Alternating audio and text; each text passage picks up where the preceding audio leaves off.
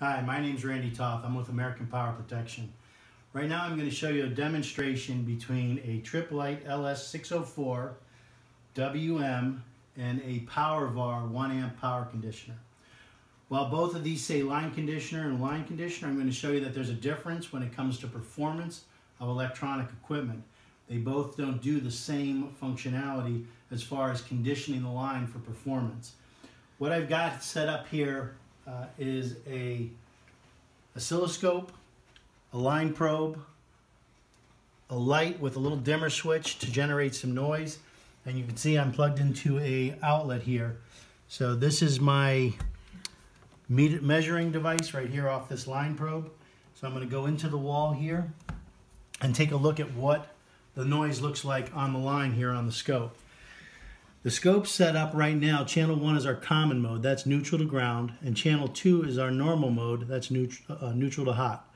As you can see, channel 1 is registering about 1.4 volts. Now, what the IC, the chip manufacturers say for logic to operate properly, common mode has to be below a half a volt, so 0.5. You can see that we're already running 3 times higher than what is recommended. Normal mode can be up to 10 volts, and that right now is running about 2 volts out of my wall. As you see, if I put this dimmer switch on and I go ahead and light that light up, you can see now my common mode's jumping up to 5 volts and my normal mode's over 50 volts. So let's take a look and see what this same voltage looks like going through both of these pieces of equipment. I'm going to unplug my monitor. The first we'll do is the Tripp-lite LS604, and let's take a look at the scope here. The power is on, so we're good there.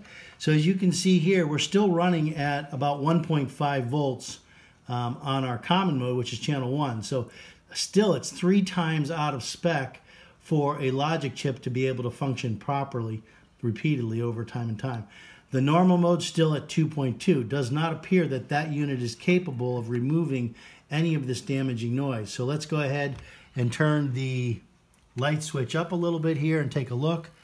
As you can see, it's not able to handle that. The voltage now on common mode is up at 5 volts, and the normal mode is running at 40 volts.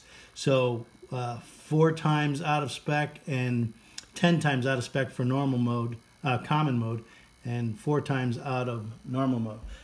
All right, let's do the same thing. We'll move the plug from the Tripp-lite LS604 line conditioner over to the 1 amp power conditioner. And as we take a look now at the voltage coming out, you can see we're 60 millivolts, so we're well under the 500 millivolts, which would be a 0.5 volts, a half a volt. And our common mode is running at, again, 600 millivolts, between 800 millivolts, well below the 10 volts that's required.